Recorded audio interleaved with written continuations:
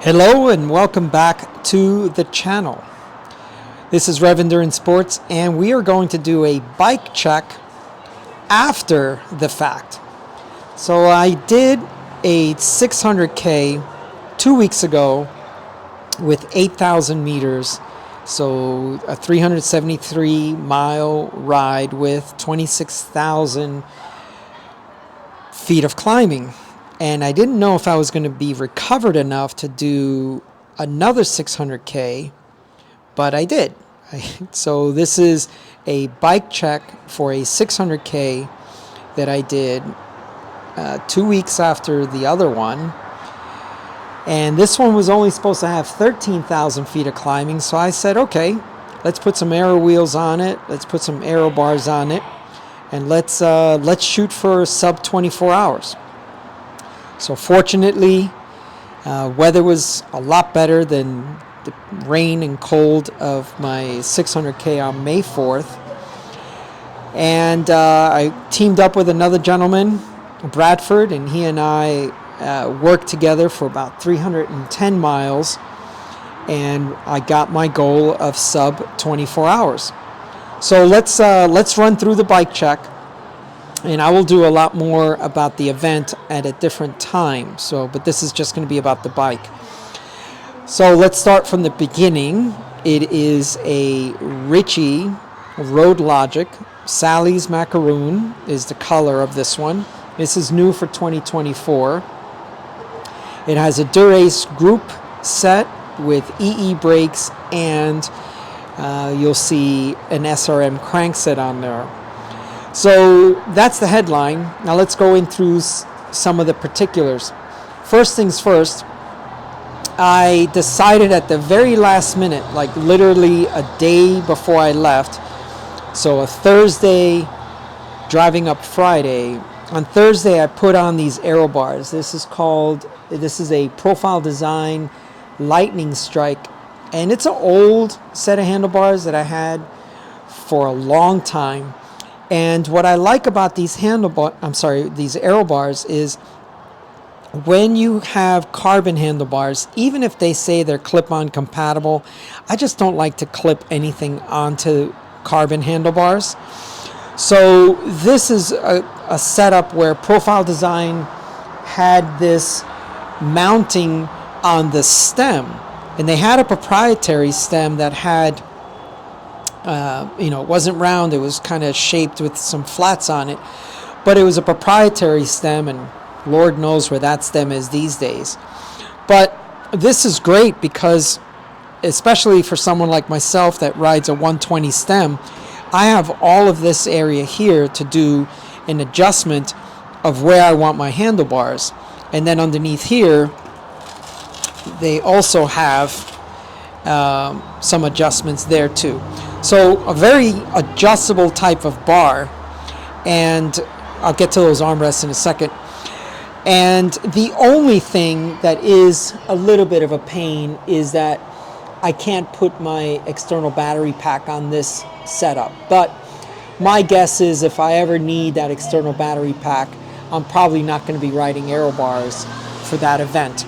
For example, on the 8K, 600K, with all that climbing, there was just no need for these, and I did have access to my battery access point there. Now, let's talk about these armrests for a second. These are the stock armrests, and they're just so old, and they really weren't very good to begin with. You can see if I just push my finger.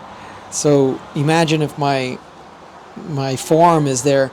They just don't have much density to them. And so you hit potholes and stuff, and you can feel the mounting bracket underneath it. So this is another company, it's an aftermarket brand called CG's, and they really make great pads. And what I like about them is the density is really good. Now, unfortunately, since this was a last minute add-on, I didn't have enough time to buy the proper pads for them, but I rode these pads and they were perfect. There was no issue with this little part here when your arm is in the armrest it doesn't even come near that. So I was comfortable. I was good to go with the CG's pads, even though they're not the exact same shape. So the HED Jet6s with the textured brake track worked wonderfully. The eeBrakes are on there because they allow like 5 millimeters of clearance when I'm riding a 32 tire. This was a 30 because I wanted more of a closer to flush setup on my rim. I rode the 32s on the big climbing one just because there was also gravel sections and stuff on that one. We rode through a lot of farmlands, and there was, runoff, and so that's why the bike's dirty.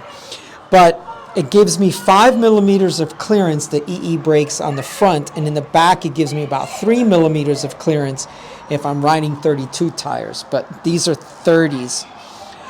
Once again, I've had a lot of folks ask me about the Gilles Berthoud saddle that I've just not been riding, and they're asking for long-term review, but I really do love my SQ Lab saddle. This event was, 24 hours, and I was fine. I'm just very comfortable on that saddle. And then also, the SRM is on here because this one is set up with a 55 chainring, and for, flatter courses, I like to be in a bigger chainring setup.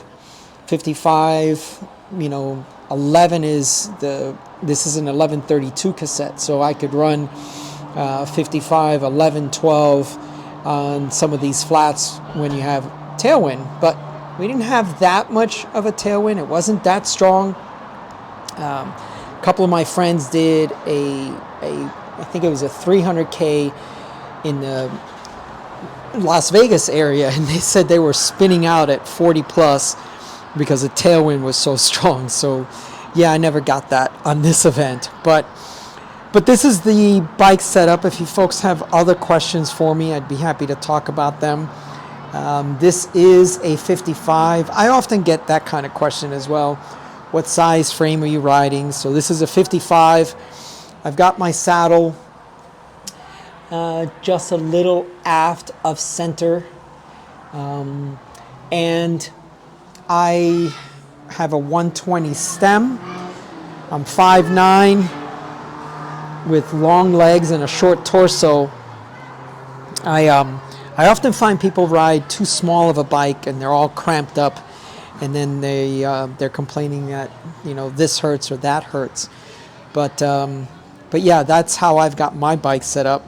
No flats, no mechanicals. Just a very good day on the bike with a very good mate who had told his girlfriend he wanted to go sub 24 hours. And I've never met him before, and we ended up off the front and we started chatting, and I said, "Oh, so what are your goals for this event?" And he says, "Well, to just keep pedaling." I'm like, "Well, that's a good goal, but seriously, what are your goals?" And he said, "Oh, I'd like to go 24 hours. I'm like, "All right, well, let's do it," because that was my goal as well. And I think I made a friend for life, because we rode a very similar way, very efficient on and off the bike. We were just, there was just no wasted time. As a matter of fact, in the 24-hour time frame that it took us to complete the event, we were only stopped for an hour and 17 minutes, and that of course includes all traffic signals and all the reasons that you have to stop for, and then of course to get fluids and food and whatever we needed to get. So, and then of course Jessica sagged at the controls, but I feel so fortunate to have someone who is so committed to my success at these ultras, and so Jessica needs another shout out for being so supportive of my endeavors. But that's the bike. If you folks have questions, please drop them down below, and in the meantime, we'll see you up the road.